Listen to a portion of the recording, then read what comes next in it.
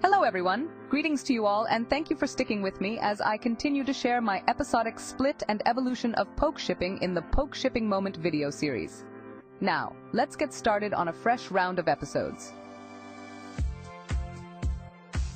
I'll give a synopsis of the upcoming 3 episodes of the Saffron Badge arc, along with our Ashty moments inside each episode. In the episode Abra and the Psychic Battle, the OG gang travels to Saffron City after saying goodbye to Butterfree. There, they meet the mysterious gym leader Sabrina, who specializes in psychic skills. But because of Ash's foolish attempts and insufficient battling techniques, he lost to her.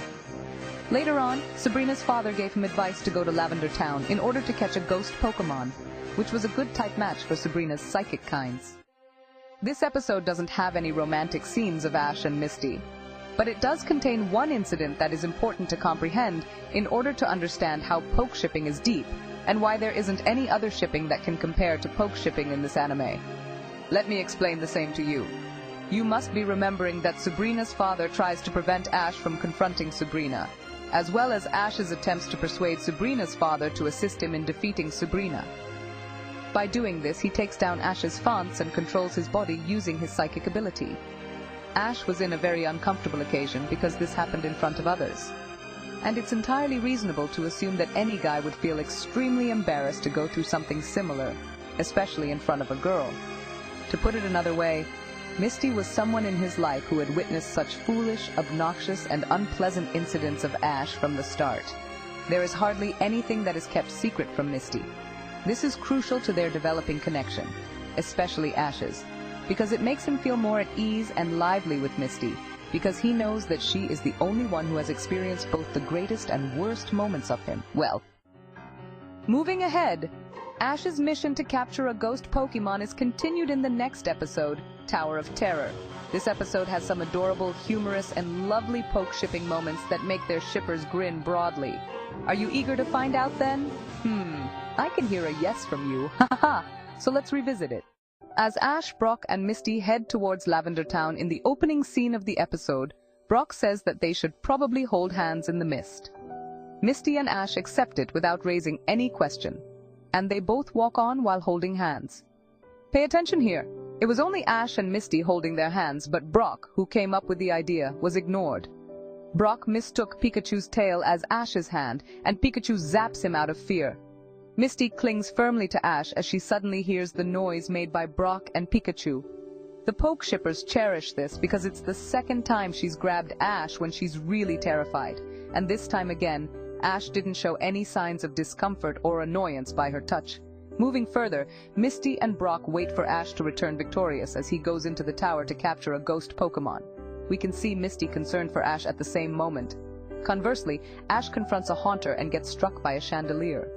Ash was rendered unconscious, and his soul was extracted from his body by the ghost Pokemon. Surprised, the boy realizes that his companions are waiting for him outside. And then, what? In an attempt to prank his friends, Ash exclusively picks Misty rather than Brock. When Ash approaches Misty, he hears that she is concerned about him. He was happy to know that she does care about him after all. The fact that Misty was able to perceive his voice makes this even more wonderful. You must be aware that souls are said to be able to pick on who can hear them, and Misty was Ash's choice.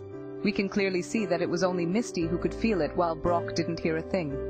For many Pokeshippers, this is their soulmate moment. It seems very lovely, right? I know you all must be smiling now, isn't it? Well, these were not the only incidents that happened. We'll see what occurs next. Now pay close attention. Our dear Ash now plans to play with his girl. He postures himself and places his hands on her waist and raises her into the air. He sure has a lot of fun doing this. Misty was really afraid, so the boy drops her down so Brock may safely catch her after he has thoroughly enjoyed the moment. Terrified, Misty ran into the tower with Brock, thinking that Ash must be in danger. He is found unconscious on the ground. She calls for him to wake up, all under the watch of Ash's soul. When Ash didn't wake up, Misty thought that he had died. She is almost driven to tears, but then is interrupted by Ash, who comes back to life. She wipes her tears and blushes. Here's another notable incident.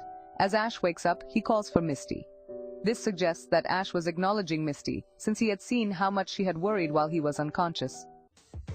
In the end of the episode, we see Ash brings a haunter with him to assist him in the gym battle. As the program comes to a close, the group moves on to their next adventure. Let me summarize the key Ash and Misty events, as we have seen in the episodes. These incidents show how at ease Ash is with Misty. By now, Misty has witnessed all the worst parts of his journey to become the very best, shattering all barriers between them and allowing them to see they can be the true people in each other's company. We also get to see Ash's mischievous nature with Misty because he only picks her to play with when he's an invisible soul.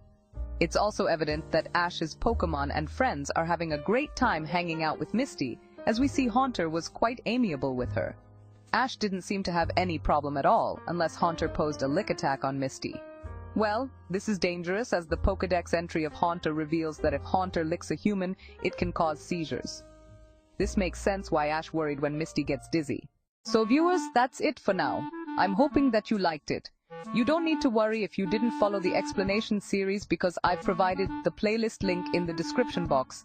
You can let me know which moment from this episode was your favorite in the comment box. I hope to see you in the upcoming video of Pokeshipping Moments. Until then, keep smiling and poke shipping.